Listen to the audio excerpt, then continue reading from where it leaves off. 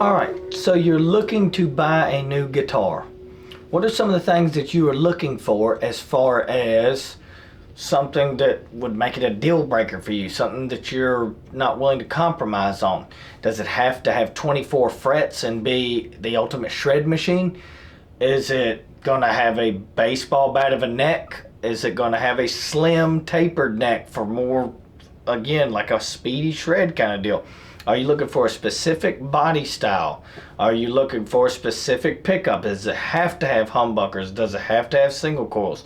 Of course you want this thing to be properly intonated. You want it to hold tune.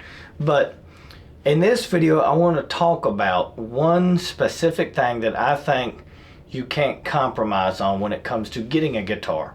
Whether you're a beginner or whether you've been playing for years. And I think this one thing basically governs the fact of should you buy or should you much less even keep it. And that is the mojo that this guitar has. Do you have an attraction for it?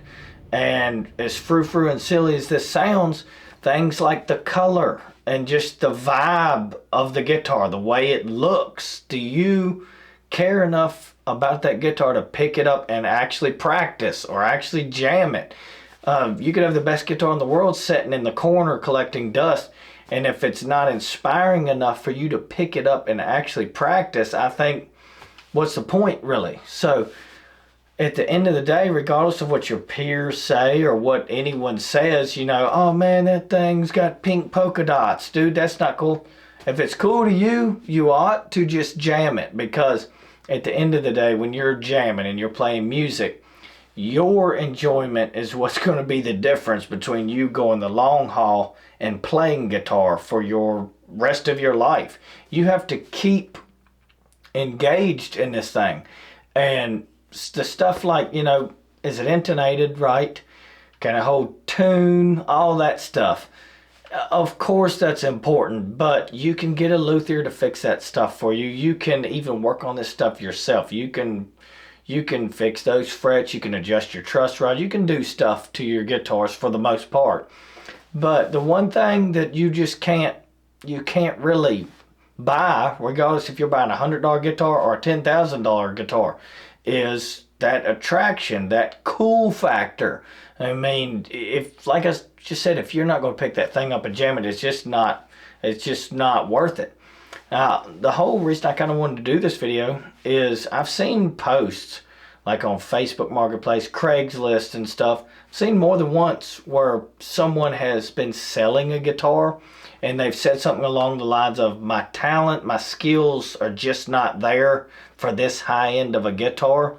So I'm going to sell it to someone who is more, you know, this guitar's talent level, because I'm not doing this guitar justice. And by all means, if you have a family to take care of and you know, this video is not about financial stuff. You know what you can afford. That's not exactly what I'm talking about here as far as cheap versus high dollar stuff. But what I am talking about is, don't talk yourself out of a guitar. Let that guitar inspire you to practice more if you're not at that talent level that you feel deserves that guitar. But I tell you, this life is short. You ought to just enjoy that guitar. But also, I've seen like on church forums, like on Facebook and different social media platforms, where people kind of shame people for getting higher end guitars, joking about Les Pauls and like PRSs. Oh, they're doctors, lawyers, guitars, the PRS and this and that is no soul, no life. You can get just as good a guitar for way cheaper. Maybe so sometimes, but the thing is, you worked hard for that money. And at the end of the day, who's playing that guitar? Who has to be happy with picking that guitar up and practicing it? It's you. If that thing has pink polka dots on it, if that's your bag, man, do it. Jam that thing. And you have to just be happy with what you're doing with the music, because music, that's what it's about, is having fun. And if that guitar is going to bring you joy and inspire you and give you a certain confidence level to even pick it up and jam it, then that's the guitar for you.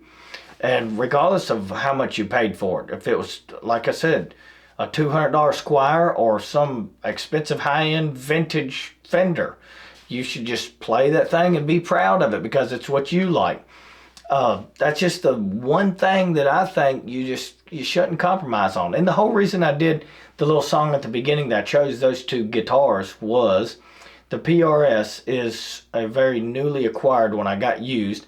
It's basically my most budget-friendly guitar that I even have and use now. But the Penguin is the most high-end, expensive guitar I've ever had by a long shot. And both of them bring me joy to play. They're both very fun. Am I at a skill level that really, really, could justify buying that Penguin? Probably not. But I really like to play it. It's fun for me. And I worked hard and I bought the thing. But hopefully this video can get you, confident enough to just say, heck, I don't care what anyone says. I'm going to just play what I want to play. But yeah, guys, that's today's video. Just let me know in the comments what you guys think about this. What are you looking for when you're going to buy a guitar? Are you looking for something totally different that you've never had before? Are you just looking for the special one still, the holy grail of all of them? Just let me know what you guys think about this. And don't forget to just don't let anyone talk you out of a specific guitar. Don't let them tell you, oh, that one's too high or that one's too cheap or whatever other excuses people try to tell you why you don't need a specific guitar. If that thing speaks to you, you ought to just get that thing, man, and jam it. But let me know what you guys think, and don't forget to like and subscribe if you are enjoying this channel so far. We'll see you next time.